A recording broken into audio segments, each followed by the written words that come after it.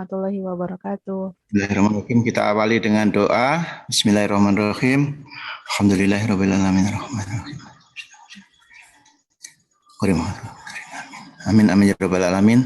Semoga kita semuanya dan keluarga kita semuanya juga, sahabat-sahabat kita, teman-teman kita, saudara-saudara kita diberi kesehatan selalu. Amin ya rabbal alamin.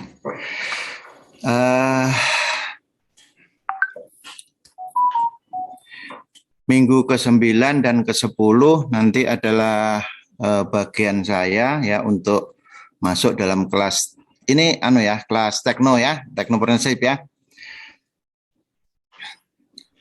Ya, Pak. Kemarin siapa Bu Yani sama Bu Is? Bu Is udah ngajar juga? Sudah pernah, Pak. Oke, siap. Jadi 2 minggu ini ya nanti akan saya yang ngisi ya.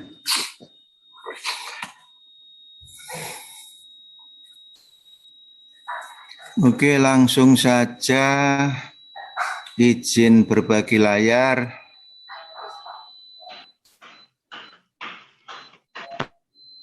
Oke.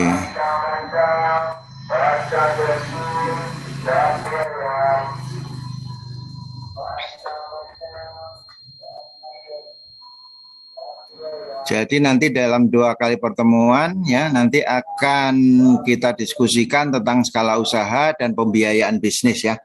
Jadi minggu 9 ini kita diskusikan tentang skala usaha. Kemudian minggu berikutnya ya minggu ke-10 nanti akan kita diskusikan tentang pembiayaan bisnis ya. Oke.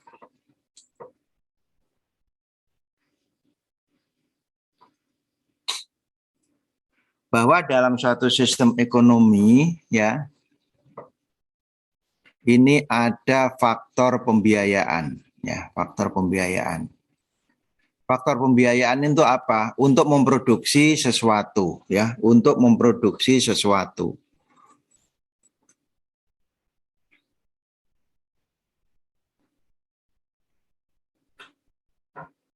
Apa ini? Produksi ini.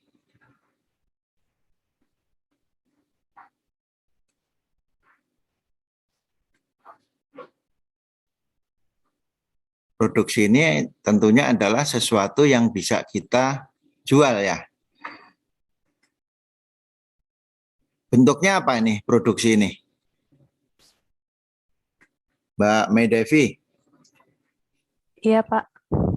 Bentuknya apa nih produksi ini? Bisa barang atau jasa ya, Pak? Bisa barang atau jasa, oke. Tepat ya.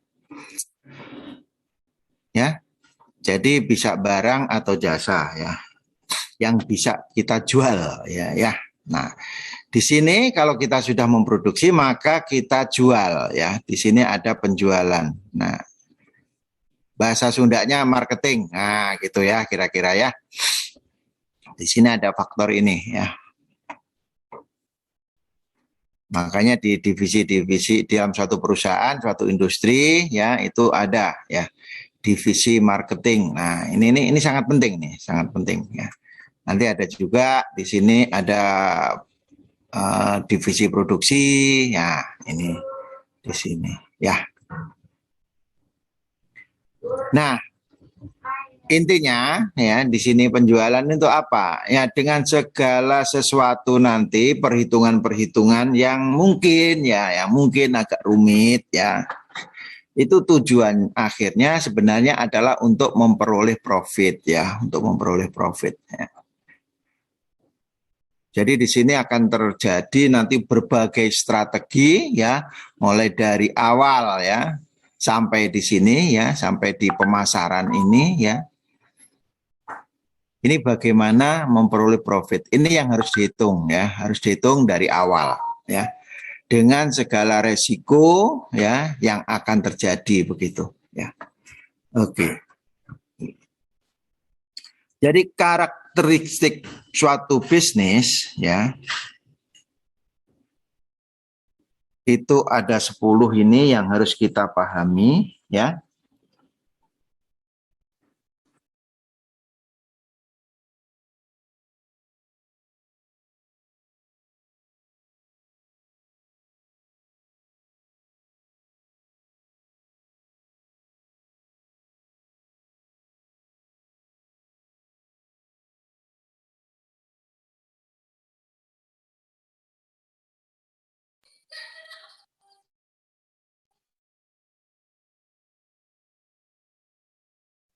Suaranya di mute, Pak.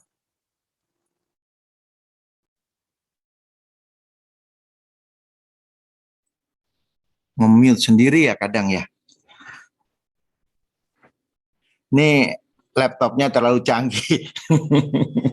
Ya, jadi ada orang ngomong nge-mute sendiri ya, di mute. Oke ya, jadi karakteristik satu bisnis ini ya ada 10 ya. Yang pertama adalah bahwa bisnis adalah merupakan suatu aktivitas ekonomi ya. Di sini aktivitas ekonomi ya. Tentunya yang tadi ya dengan ya tujuan akhir adalah profit tadi ya. Kemudian di sini ada pembelian dan penjualan ya. Di sini masalah market ya, pasar ya. Di sini ada yang menjual dan ada yang membeli. Ya. Ini prinsip pasar kan gitu ya. Ada yang menjual, ada yang membeli ya.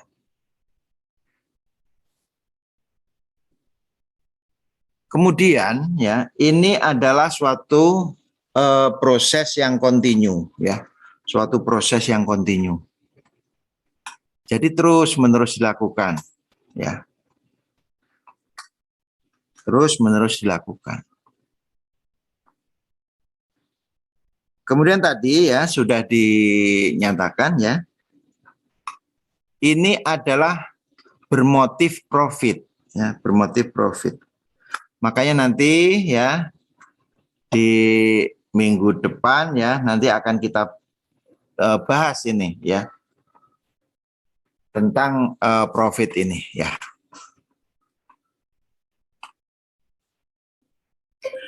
Kemudian namanya suatu bisnis ya itu dipastikan ya, dipastikan ya tentunya ada resiko ya, ada suatu resiko yang harus kita tanggung. Ya. Dan juga ketidakpastian ya. Kalau kita bisa memastikan ya pasarnya oh ini gini wah enak itu ya. Tapi itu tidak seperti itu ya. Ini bersangkut paut dengan kedinamisan ya, kedinamisan dari bisnis ini ya. Poin 6 ini adalah kreatif dan dinamis ya. Suatu bisnis ya, itu kita harus kreatif dan dinamis. Kreatif.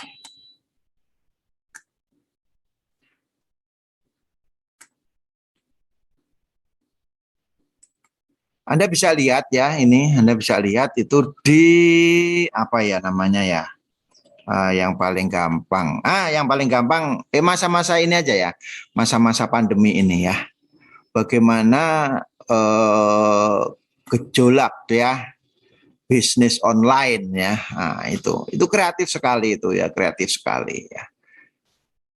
Jadi kalau kita mengandalkan ya, kita mengandalkan orang datang ya ke lapak kita gitu ya. Lapak itu bisa berupa warung atau toko ya. Agak susah memang ya, agak susah dengan keterbatasan pergerakan massa ya. Itu akan susah. Makanya ya ini kreatif, ini bisnis itu sesuatu yang kreatif itu ya. Mengandung unsur yang kreatif, kreativitasnya tinggi. Jadi begitu berdasarkan tempat ya ini ya. Kita nunggu saja di tempat ya, itu tidak bisa, ya udah ya. Akhirnya di situ online berkembang ya, bisnis online ya.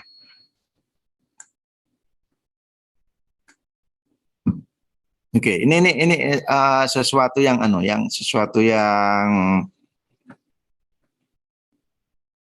sangat nyata gitu ya, sangat nyata terutama dalam pandemi ini ya.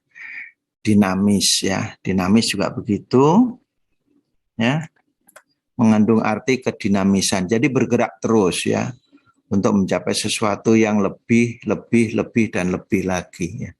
Kalau misalnya ini tidak laku apa ya? Kenapa ini ya konsumen kok tidak mau ya merespon ya produk yang saya jual gitu ya. Tentang kedinamisan ini Anda sudah tahu ya tentunya ya. Misalnya apa itu namanya? Kue ya, kue terang bulan. Terang bulan, martabak manis ya, martabak manis. Di zaman dulunya masih terang bulan itu ya. Nah, itu isinya itu ya paling keju ya. Bahkan pada awalnya dioles mentega ya, ditabur sama gula putih. Ya udah. Ya. Kemudian dengan kreativitasnya ya, dan ini merupakan suatu kedinamisan dari bisnis gitu ya. Itu kemudian ditambah meses, ditambah keju ya. Kurang, nah kemudian ditambah lagi misalnya dengan nangka ya. Nah, masih kurang lagi ya, ditambah Oreo ya. Ya. Kurang lagi, wah apalagi nih yang bisa di ini ya. Jadi selalu begitu ya.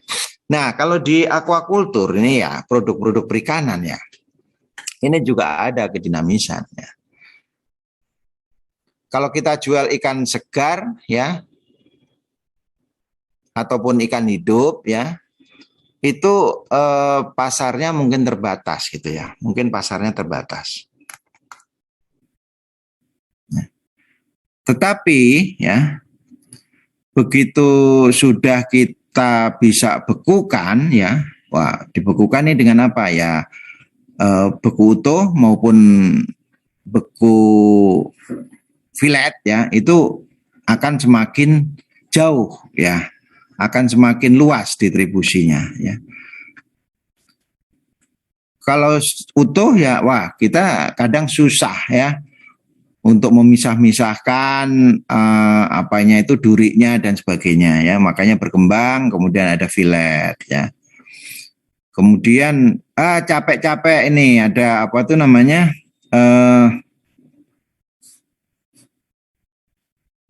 bumbunya misalnya. Nah kemudian ada itu ya lele bumbu ya, lele bumbu. Jadi hal seperti ini ya, ini yang akan mewarnai ya bisnis ya, terutama dalam hal kreativitas dan dinamika ini ya. Kemudian 7 ya, itu pada dasarnya bisnis itu adalah bagaimana memberikan ya kepuasan bagi konsumen ya.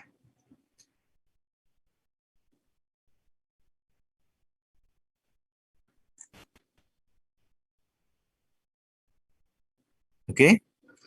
Nah, pada saat inilah ya kepuasan konsumen itu memang betul-betul teruji ya, harus teruji. Apalagi dalam masa-masa pandemi seperti ini.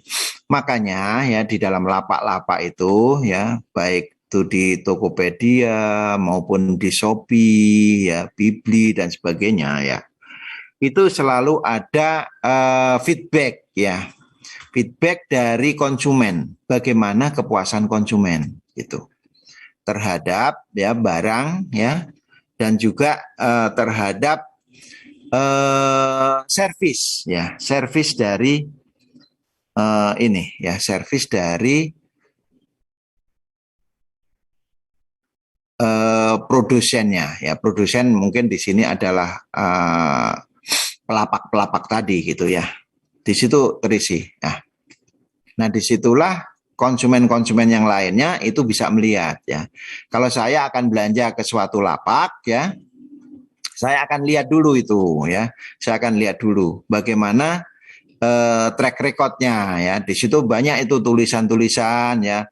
Wah ini sangat memuaskan ya. Ini servisnya bagus, after sale servisnya bagus dan sebagainya lah ya.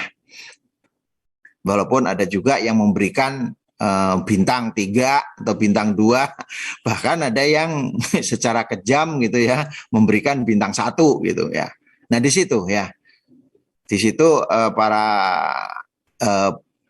pelapak ini akan mendapatkan feedback ya, bagaimana dia harus memperbaiki ya baik barangnya maupun servisnya ya kepada konsumen. Kemudian pada dasarnya bisnis ini adalah suatu aktivitas sosial ya, bagaimana ini harus sangat-sangat memperhatikan ya kepentingan masyarakat ya. Kebutuhan masyarakat itu apa? Ya, gitu. Ya. Jangan sekali-sekali menawarkan produk yang mungkin tidak diperlukan gitu. Ya.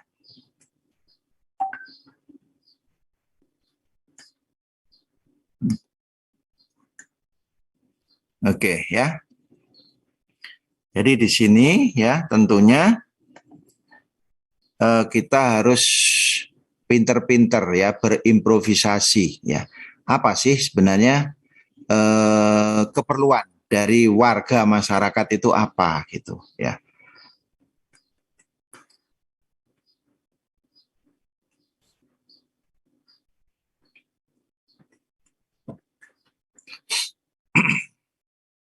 Oke ya. Kemudian karena bisnis ini adalah menyangkut ya kepentingan masyarakat banyak ya, maka ya bisnis ini dipastikan ya akan diawasi oleh pemerintah. Ya. Diawasi oleh pemerintah.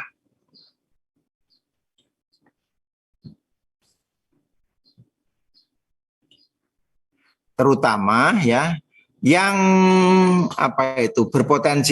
berpotensi menimbulkan keresahan masyarakat, misalnya penipuan dan sebagainya ya.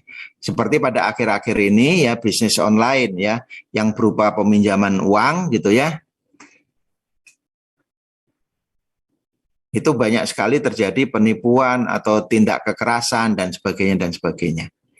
Ya. Makanya itu bisnis ini diawasi oleh pemerintah ya. Kemudian ya kita tentunya tahu bahwa banyak ya ada dan banyak mungkin ya itu sumber daya yang kita pakai ya di dalam bisnis ini. Makanya ya bagaimanapun kita harus betul-betul bisa secara bijak gitu ya membuat strategi ya sehingga pemakaian ya sumber daya ini harus betul-betul dioptimumkan.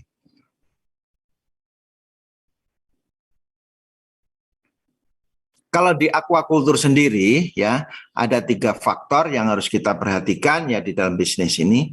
Yang pertama adalah mengoptimalkan input. Ya, mengoptimalkan input. Jadi input yang kita pakai itu kita optimalkan.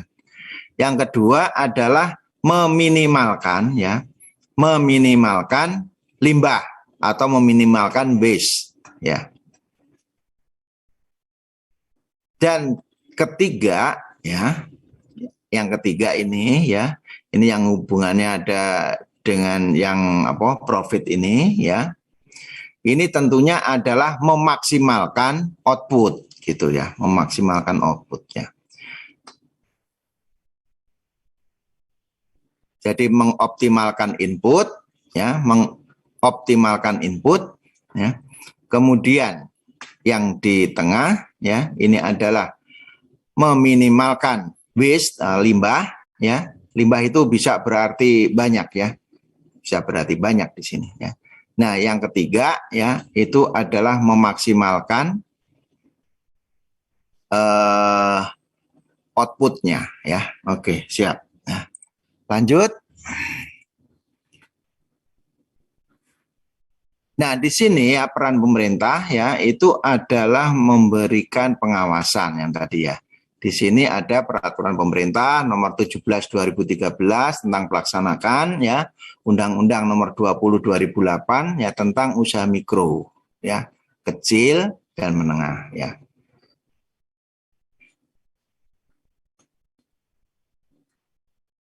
Jadi di situ disebutkan ya bahwa pemerintah pusat ini mungkin ya, pemerintah pusat ya yang dimaksud dan pemerintah daerah sesuai dengan kewenangannya menyelenggarakan pemberdayaan ya 3 usaha ini ya. yaitu usaha mikro, usaha kecil, dan usaha menengah. Ya.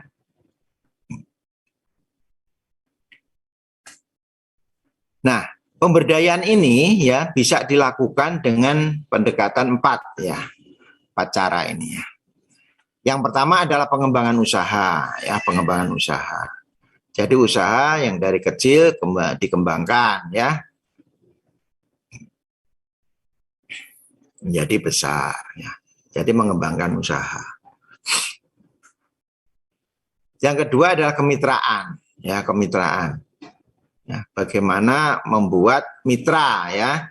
Jadi ini nanti ya biasanya ya ada sebagai contoh misalnya ya kemitraan ini ada apa itu namanya inti plasma ya, inti plasma ini bisa sebagai contoh dari poin 2 ini kemitraan ya. Kemudian yang ketiga ya itu adalah perizinan ya, perizinan. Bagaimana dengan perizinan ini ya. Kemudian yang keempat ya, ini adalah koordinasi dan pengendalian ya. Bagaimana ya pemerintah ya campur tangannya di sini ya. Itu dari atas ke bawah ya melalui lini yang ada ya, itu bisa mengkoordinasikan ya agar ya pemberdayaan ini bisa berhasil ya. Jadi mengkoordinasikan dan mengendalikan. Kemudian ya di sini ada pengembangan usaha mikro ya, usaha kecil dan usaha menengah ya. Ini bagaimana nih pelaksanaannya pengembangan ini ya? Ini yang di pertama tadi ya, pengembangan usaha ini ya. Yang pertama adalah pendekatan dengan pembentukan koperasi, misalnya koperasi. Ya, koperasi ini pada dasarnya adalah menggabungkan ya pengguna-penggunanya tentunya ya itu dalam suatu wadah. Dan koperasi ini bisa bermacam-macam ya sesuai dengan kebutuhan. Yang kedua adalah pengembangan sentra ya.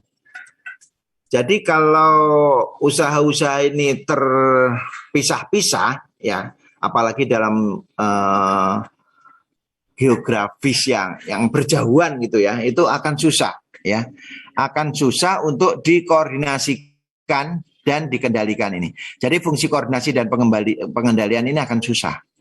Ya. Makanya di sini dibentuk sentra ya, sentra. Kalau Anda lihat mungkin sebagai contoh ini ya. Sebagai contoh adalah apa ya? Di Cijengkol ya, Cijengkol misalnya ya. Cijengkol itu ada di balainya sendiri ya, UPTD-nya itu ya. Itu menghasilkan larva ya. Jadi di sana induknya banyak, kemudian khusus ya, hanya menghasilkan larva. Jadi memijahkan ya ikan paten tadi, kemudian betelur ditetaskan ya. Begitu larva langsung dijual ya. Begitu sudah larva langsung dijual. Nah dijualnya ini adalah ke sentra-sentra produksi ini. Di situ ya dalam jarak yang dekat ya di Cijengkol itu ya di balai pengembangan catfish itu ya. Itu ada suatu sentra produksi ya yang menangani pendederan gitu ya, yang mempunyai usaha pendederan ikan patin gitu. Ya. Nah, di situ tuh banyak sekali ya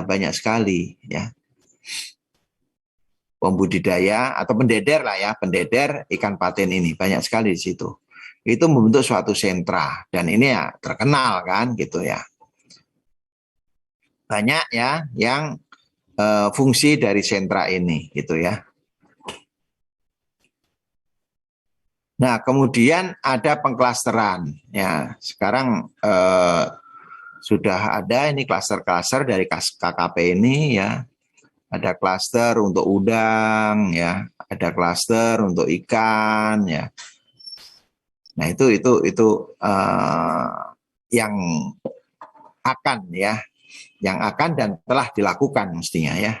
Itu melalui pendekatan inilah pengembangannya itu ya. Dan yang keempat ini adalah kelompok. Makanya banyak itu ya pokdakan ya. Pokdakan ya.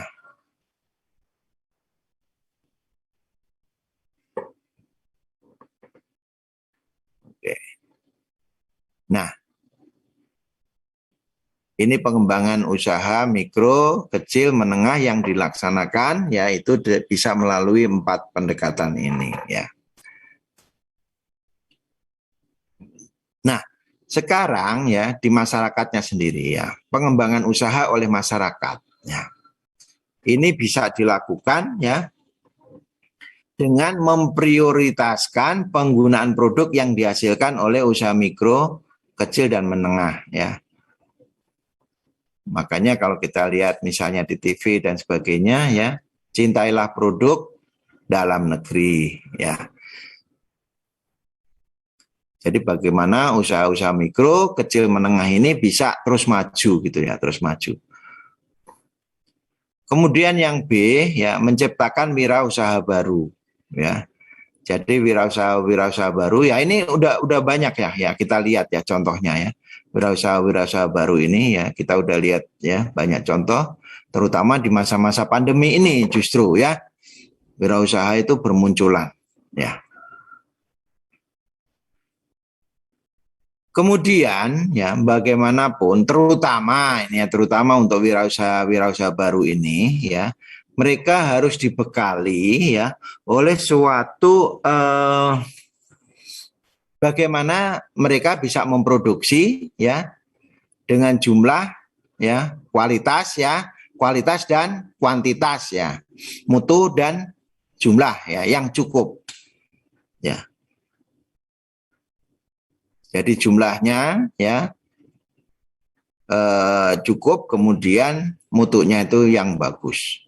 Nah ini mereka tentunya adalah memerlukan bimbingan teknis ya, misalnya teknik produksi misalnya, dan tentunya masalah-masalah keuangan ya dan sebagainya ya.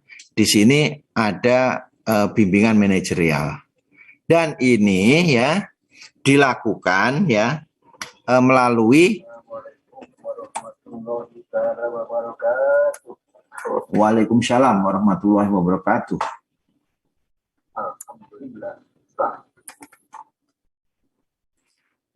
Oke ya. Jadi gimana caranya? Dengan melakukan konsultasi dan pendampingan. Selalu ya kalau saya ya ikut di dalam rapat koordinasi ya di KKP ya. Ini saya selalu ya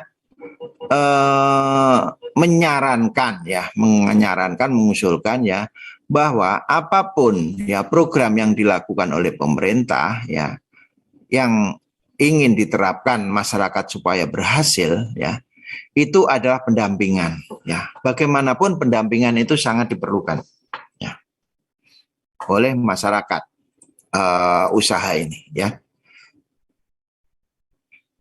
Assalamualaikum Pak Miri, ya Pak Miri, kita bereskan hari ini. Oke, ya. Oleh siapa?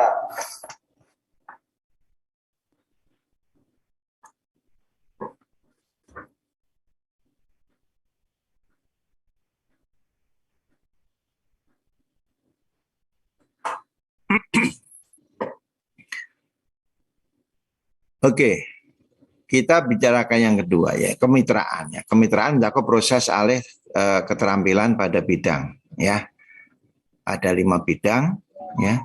Yang pertama adalah produksi dan pengolahan. Bagaimana cara-cara berproduksi ya, terutama di dalam pengolahan begitu ya. Ini supaya bisa betul-betul diterapkan ya dengan baik dan benar ya. Kemudian pemasaran ya. Ini para pebisnis ini harus mengerti juga ya bagaimana strategi pemasaran. Kemudian untuk menjalankan ya produksinya tentunya diperlukan modal. Bagaimana itu mencari modal? Gitu. Ya. Jadi di sini ada suatu pembelajaran ya. Bagaimana memasarkan yang baik, gimana mencari dan tentunya adalah mengelola ya permodalan ini ya.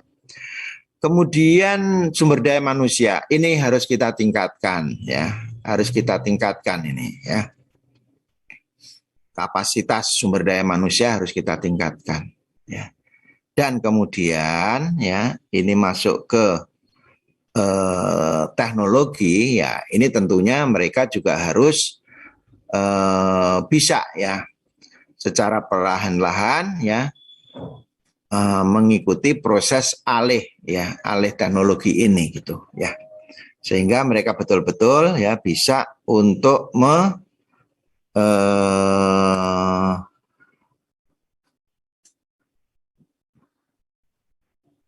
meningkatkan ya teknologi yang ada yang pada dasarnya nantinya akan bisa meningkatkan produksinya begitu ya. Nah, ini pola kemitraan ini ya, itu ada banyak sekali nih ya pola kemitraan. Yang pertama ada inti plasma. Tadi sudah kita bahas ini ya, inti plasma ini ya. Bagaimana yang inti ini mencoba untuk merangkul plasma ya, misalnya dengan memberikan modal ya, mungkin ya modal, kemudian memberikan ya pengertian tentang bagaimana cara berproduksi yang baik ya. Kalau sudah ada sertifikat yang dipegang oleh inti, maka ini harus bisa ya, harus bisa untuk meneruskan ke plasmanya ya. Bagaimana melaksanakan misalnya CPIB ya dengan baik ya. Kemudian subkontrak ini juga bisa ya menjadi pola kemitraan ya. Kalau dari yang kontrak pertama ya ini memerlukan tambahan ya produksi ya, karena keterbatasan produksi yang dihasilkan, maka ya ini akan melakukan subkontrak ya dengan pengusaha-pengusaha lainnya gitu ya. Nah, ini mau nggak mau tentunya ya harus dengan barang yang mutunya sama. Nah, gitu ya. Kemudian yang C ada waralaba ya, kemudian ada perdagangan umum ya. Kemudian ada distribusi. Nah, ini yang E ini sudah umum lah ini ya. Distribusi dan keagenan ya. Ini sudah biasa ya dilakukan di dalam pola kemitraan ini. Kemudian bagi hasil ya. Kemudian kerjasama operasional ya. Kemudian usaha patungan ya.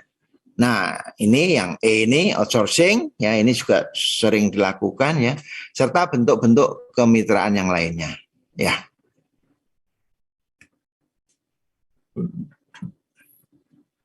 Di dalam Permen KP ya 05 2009 ya.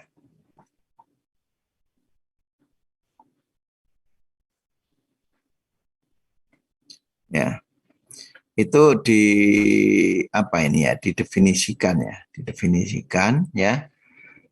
Pembudidayaan ikan adalah kegiatan untuk memelihara, membesarkan dan atau membiarkan ikan serta memanen hasilnya dalam lingkungan yang terkontrol, termasuk kegiatan yang menggunakan kapal untuk memuat, mengangkut, menyimpan, mendinginkan, menangani, mengolah dan atau mengawetkannya ya. Itu ini ya. Aquakultur nih ya. Saya pribadi mungkin agak menyoroti ya tentang mengolah ini ya,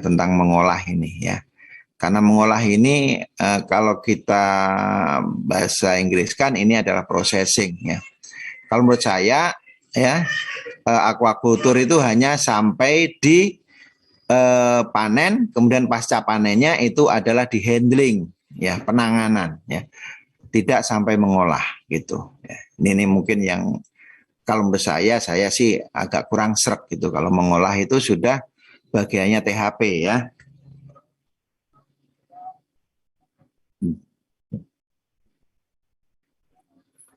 Kemudian di sini ya ada usaha di bidang pembudidayaan ya.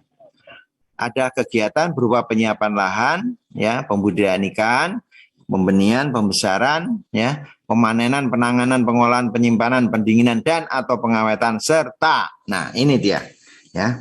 Ini adalah kegiatan-kegiatan ya pendukung nih, ya. pengumpulan, penampungan, ya, pemuatan, pengangkutan, penyaluran, ya, dan atau pemasaran hasil pembudidayaan. Ya.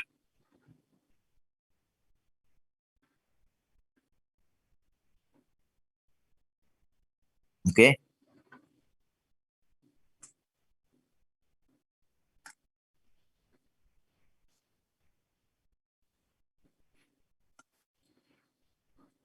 Oke, ya. Mengapa ini kita perlukan, ya? Mengapa ini kita perlukan, ya? Karena ini nanti akan ke depan akan kita gunakan untuk mendefinisikan yang lainnya, ya. Ya.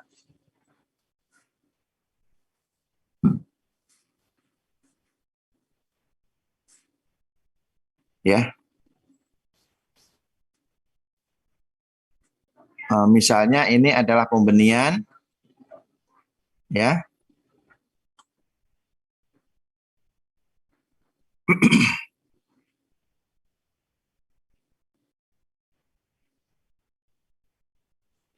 Kegiatan pembiakan ikan yang dilakukan dalam lingkungan terkontrol mulai pemeliharaan induk, pemijahan dan atau penetasan telur, pemeliharaan larva sampai dengan ukuran benih, ya, untuk tujuan komersial, ya. Ya. Nah, di sini nanti, ya, ini dalam usaha pembenihan ini ada usaha pembenihan lengkap dan ada sepenggal, ya. Kita definisikan di sini, ya. Usaha pembenihan lengkap adalah kegiatan pembiakan ikan yang dilakukan dalam lingkungan yang terkontrol. Mulai dari pemeliharaan induk, pemeliharaan larva, sampai dengan ukuran benih, ya, untuk tujuan komersial. Ya.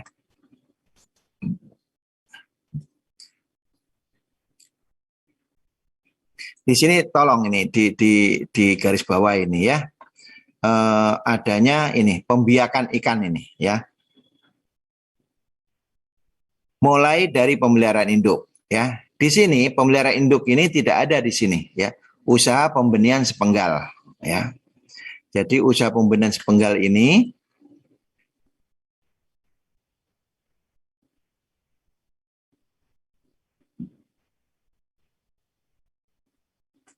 ya, kegiatan pemeliharaan larva, ya. Di sini nggak ada nih induk, ya.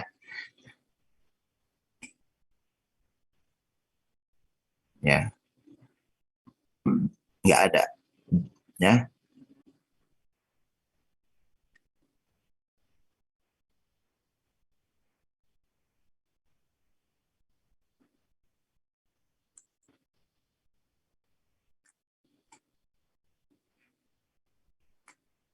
Siap, siap. Assalamualaikum warahmatullahi wabarakatuh.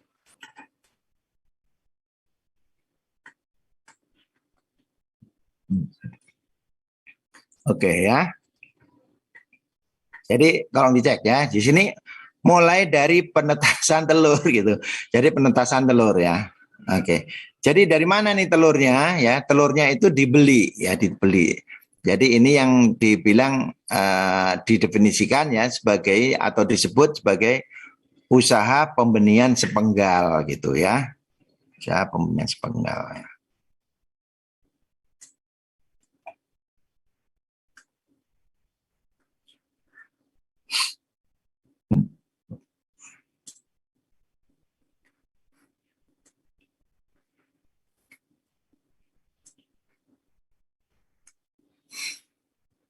Oke. Nah, kemudian ada usaha pembesaran, ya. Kegiatan untuk menghasilkan ikan konsumsi, ya. Jadi pembesaran di sini ada untuk menghasilkan ikan konsumsi, ya, dalam lingkungan terkontrol, mulai dari benih, membesarkan ikan, memanen hasilnya dalam lingkungan terkontrol untuk tujuan komersial, ya. Oke, ya. Ya, Bang. Assalamualaikum.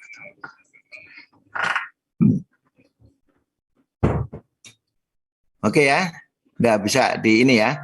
Jadi usaha pembenihan, ya, itu mulai dari induk, ya, sampai ukuran benih, ya. Nah, ini ada dibagi dua, ada usaha pembenihan lengkap, dan ada usaha pembenihan sepenggal. Ya. Oke ya.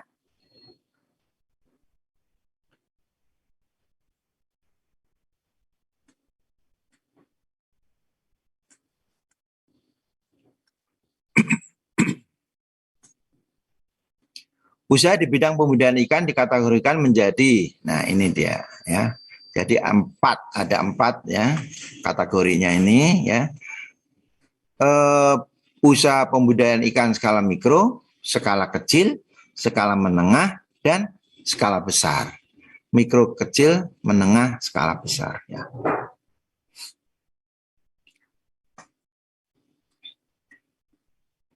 Skala usaha di bidang pembudidayaan ikan ditetapkan berdasarkan parameter ya. Ini ada aset, omset, jumlah tenaga kerja, penerapan teknologi, dan status hukum dan perizinan. Ya.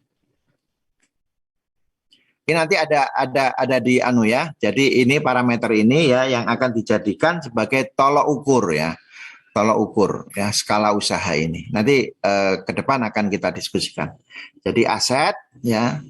Jadi modalnya itu berapa, kemudian volume atau luas unit usahanya itu berapa ya.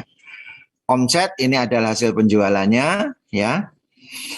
Ya tentunya kalau aset ya ini dari usaha ini ya mikro, kecil, menengah, besar semakin meningkat gitu ya. Dan kemudian omsetnya juga meningkat gitu ya dari skala mikro ke kecil, ke menengah, ke besar ya, itu tentunya ini kan meningkat ya. Demikian juga biasanya ya nanti ada beberapa ya yang sama tetapi pada dasarnya jumlah tenaga kerja ini biasanya juga meningkat. Kemudian penerapan teknologinya juga begitu gitu ya. Dan status hukum atau perizinannya juga akan menjadi diperketat ya. Ini sebagai contoh ya pembudidayaan ikan skala mikro ya, budidaya ikan secara mikro ya. Jadi di sini ada parameternya tadi yang sudah disebutkan 5 tadi, aset, omset, jumlah tenaga kerja, penerapan teknologi, dan status hukum ya. Jadi ini asetnya itu kurang dari 50 juta ya. Kalau air payau mungkin memerlukan ya pembiayaan yang lebih besar dibandingkan dengan yang air tawar ya. Ini 100 ya, 100 juta. Omsetnya kurang dari 100 juta, ini kurang dari 200 juta. Jadi ada perbedaan di sini ya, air tawar dan air payau ini ya. Jumlah tenaga kerja ya. Ini 1 sampai 3 orang ya, sama ini dengan yang laut. Penerapan teknologi. Nah, ini dia ya, skala mikro ya. Ini biasanya adalah sepenggal ya, sepenggal.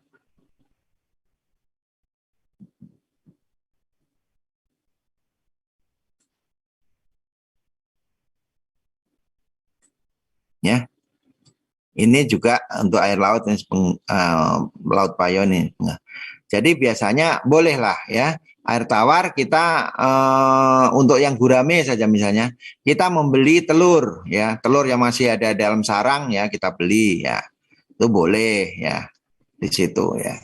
Jadi kita tidak perlu memelihara induk karena memelihara induk itu suatu penambahan ya, pada dasarnya adalah suatu penambahan aset ya, modal nih ya, penambahan modal ya. Makanya ambil saja telur ya, ambil telur ya atau ambil larvanya ya, kemudian didederkan ya. Demikian juga untuk ini udang misalnya ya, kalau udang fanami misalnya ya, itu kita membeli larva ya, membeli larva kemudian didederkan ya sehingga menjadi PL gitu ya. PL 8 sampai PL 12 lah gitu ya. Oke, tanpa induk ini ya. Status hukumnya ada TDUP ya. Nah, kemudian di sini ada usaha pembesaran ikan air tawar. Ya, ini ada keramba kolam air deras ya, kolam air tenang ya, kolam air deras, kolam air tenang. Ada karamba, ada KJA, ada minapadi ya. Di sini minapadi ya, proporsi modalnya ini tidak terlalu banyak dibandingkan dengan teman-temannya di sini ya. Kemudian omsetnya juga ya tidak terlalu banyak ya. Karena ini pada dasarnya adalah Minapadi itu kan numpang ya, numpang tanam ikan ya, pelihara ikan atau budidaya ikan di lahan persawahan gitu. Dan tentunya volumenya juga kecil ya ini. Kemudian jumlah tenaga kerjanya ya juga tidak terlalu besar ya. 1 atau 2 orang saja.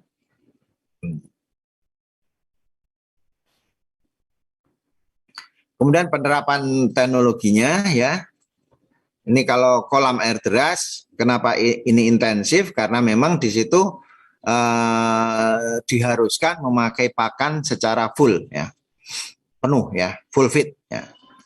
Nah kemudian untuk kolam air tenang ini bisa, yang non intensif bisa ya, mau ekstensif mau semi intensif itu ya, ini non intensif ya. Untuk karamba ya, kemudian KJA itu mengapa intensif? Karena sama ya dengan alasannya yang ini ya, kolam air deras, karena di situ diberikan ya pakan ya, diberikan pakan komersial ya, pakan buatan ya, pakan buatan, sehingga dia dimasukkan ke dalam intensif. Kemudian Minapadi non intensif ya. Oke, status hukumnya dia hanya pakai itu aja, TDUP aja ya. Pembesaran ikan di air payau ya. Nah, seperti juga halnya dengan pembenihan tadi, maka usaha pembesaran ikan di air tawar ini memerlukan aset yang lebih sedikit ya dibandingkan dengan yang air payau. Yang air payau memerlukan aset yang lebih banyak ya modalnya ya. Jadi udang, bandeng, udang memerlukan yang banyak karena di sini benihnya ya ini relatif mahal ya. Dari benih saja sudah bisa dibedakan ya. Kemudian bandeng ya, bandeng relatif murah benihnya ya. Nah, kali polikultur ya ini campur ya. Misalnya antara udang dan bandeng gitu ya. Omsetnya ya ini juga lebih tinggi ya daripada air tawar ya. Kemudian jumlah tenaga kerjanya juga lebih banyak ya. Nah, kemudian penerapan teknologinya ya. Ini ekstensif ya. Masih skala mikro ya. Kemudian pembesaran ikan di air di laut ya, laut. Ini ada rumput laut, abalon, kekerangan, ikan bersirip ya. Abalon ini intensif ya. Intensifnya itu karena memerlukan peralatan ya, peralatan. Kalau makanannya enggak ya, abalon itu makannya rumput laut kok ya. Rumput laut ya ini non intensif karena tidak memerlukan teknologi yang anulah ya, yang terlalu keren gitu ya, enggak ya. Pakai teknologi yang murah saja ini. Abalon, kekerangan ya. Kemudian ikan bersirip ya, ikan bersirip.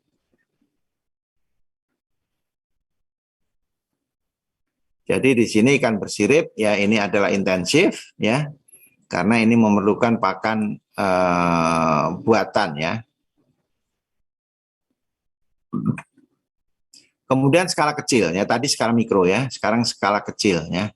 Air tawar untuk pembenihannya ya maupun air laut ini masih sepenggal ya, tanpa induk ya. Karena belum kuat ya kalau untuk menangani induk juga ya. Itu kurang ya, modalnya juga masih belum banyak ya. Nanti ini sepenggal ini biasanya nanti pada menengah ya, menengah dan anulah besar lah nanti. Oke, ini pembenihannya juga lebih tinggi ya, baik modal maupun omsetnya dibandingkan dengan ini ya. Anda lihat di sini. Ini air tawar 50 sampai 200, di sini 100 sampai 200 juta gitu ya. Jadi rupanya kalau kita lihat di sini untuk ya aset dan omset yang air payau itu lebih besar daripada ikan usaha budidaya air tawar. Kemudian pembesaran ikan di air tawar ya. Di sini ada parameter sama masih ya. Ini ada peningkatan ya dibandingkan dengan mikro tadi ya. Kalau ini usaha kecil ini agak lebih meningkat ya. Di sini ada kolam air deras, kolam air tenang, ada Karamba, ada KJA, ada Minapadi ya.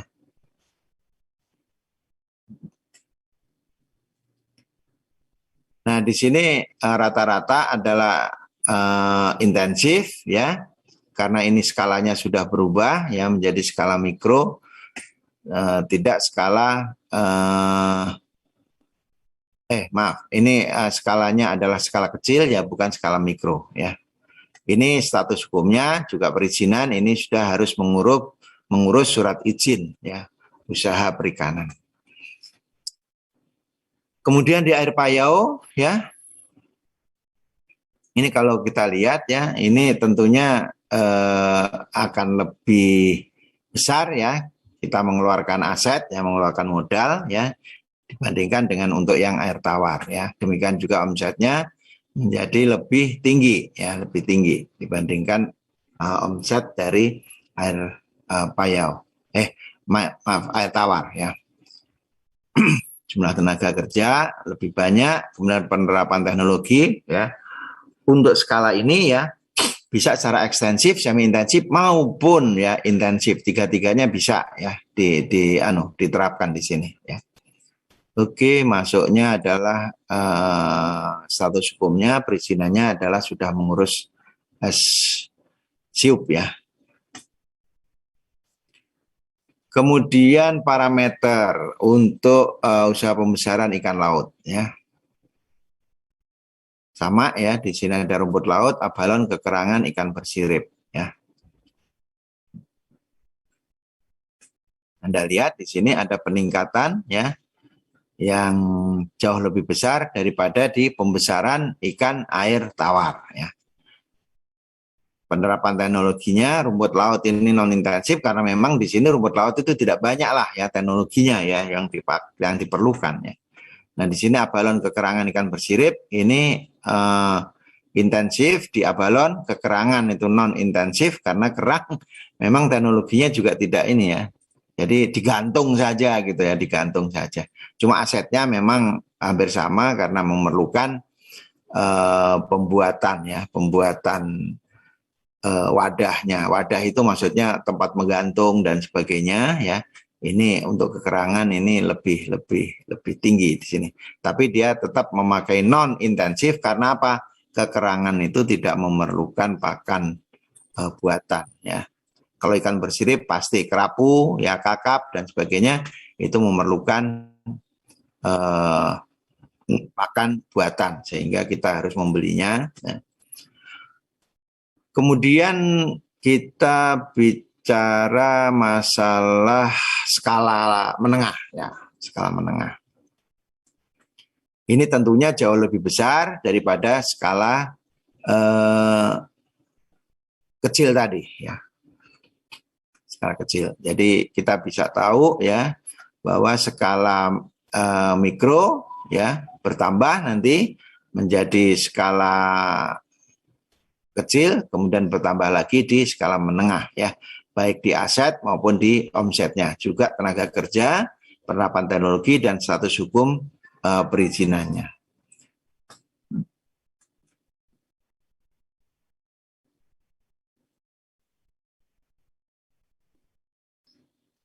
Oke, ini usaha pembesaran ikan di air tawar ya.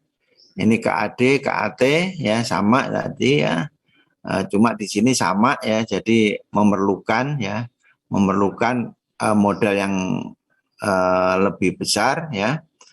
Kemudian yang omsetnya juga tentunya dia akan lebih besar daripada skala-skala sebelumnya ya, baik mikro maupun skala kecil ya. Penerapan teknologinya ini juga sudah ditingkatkan ya. Yang non intensif tetap ya, Minapadi masih tetap non intensif ya. Status hukumnya ini adalah mengurus SIUP ya. Kemudian pembesaran ikan di air payau ya tentunya akan lebih ya besar dibandingkan dengan ikan air tawar, ya, baik aset maupun omsetnya, ya. Nanti bisa dicek lagi, ya. Jumlah tenaga kerjanya juga lebih tinggi, ya, lebih banyak, ya. Kemudian penerapan teknologinya juga lebih tinggi, ya, daripada skala-skala usaha sebelumnya, ya. Kalau untuk polikultur, ya, ini dijalankan secara ekstensif, ya. Kemudian untuk ini, ya, ini sudah sampai usaha pembesaran ikan laut, ya. Di sini ada pembesaran, ya, rumput laut, ya, pembesaran abalon, kekerangan, dan juga ikan bersirif, ya. Asetnya, ya, untuk ikan laut, ya, tentunya pembesaran ikan laut tentunya akan lebih besar daripada pembesaran ikan air tawar, ya.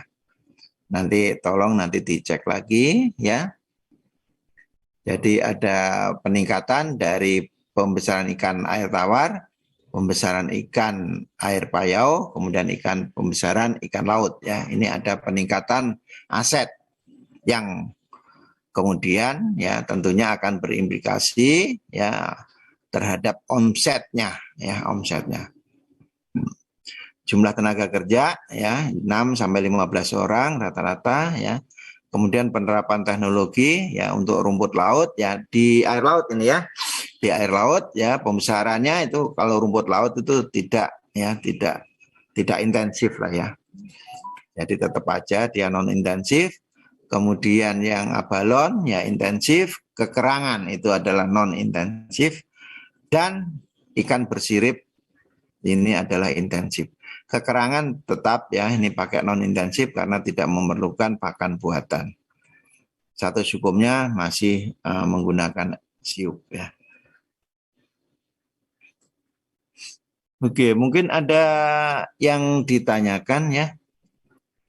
Kita masih punya waktu banyak, ya, sebelum kita nanti praktikum ada nanti. Praktikum sudah, Pak. Oh, duluan, ya. Sorry. Iya, Siapa yang kemarin, kemarin Pak. masuk? Bu Vina.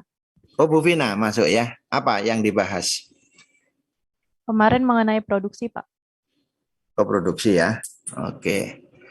Jadi masih, ya, masuk di tataran ini, ya. Nanti ke belakang nanti tentunya ada nih penjualan dan juga ada profit ini nanti, ya. Penjualan dan profit. Kalau ini penjualan, ini pemasaran, ya, nanti siapa ya biasanya? Bu Iis, ya, yang masuk ini kelasnya. Oke, ini hanya pengantar, ya. Nanti skala usaha tentunya ini akan berhubungan tadi dengan produksi, ya. Nanti tolong dibaca lagi yang untuk ini. Biasanya gimana ini? Bu Yani memberikan ini enggak? Apa ini namanya? Slide-nya. Dikasih, Pak, diberikan pada PJ. Di LMS? Enggak? Langsung ke PJ-nya, Pak. Oke, siap lah. Ini nanti juga saya berikan, ya. Tolong nanti PJ-nya aja, ya. PJ-nya kontak ke nomor saya. Mana nih PJ-nya nih?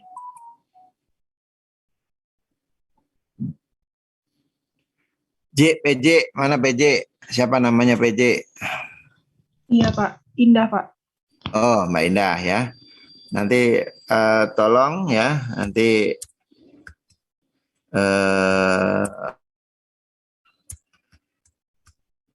ya, Indah, ya. Nanti bisa kontak ke nomor saya, nanti akan saya kirim, ya, melalui ini, ya. 081298636163. Oke. Tolong dicatat, ya. Nanti bisa di ini.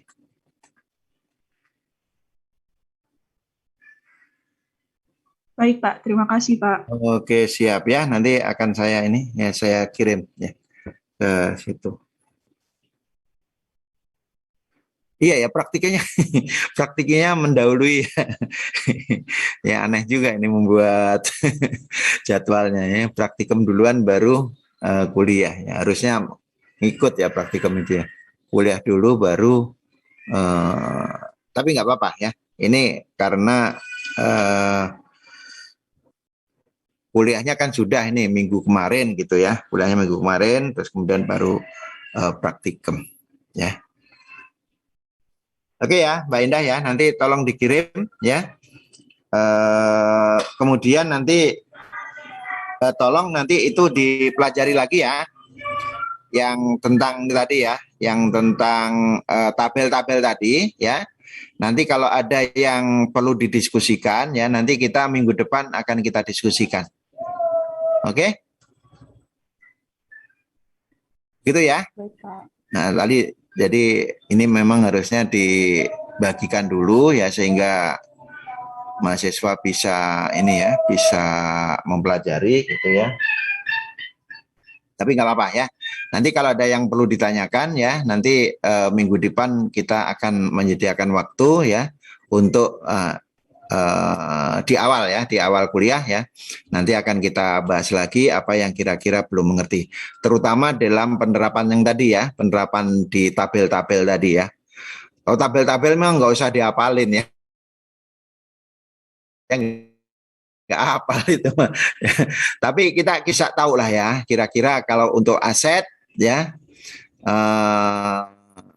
aset dan omset ya, untuk air tawar ya itu biasanya lebih rendah ya, lebih rendah daripada untuk yang air laut misalnya ya. Ya yang gitu-gitu loh ya, yang harus kita pahami betul ya.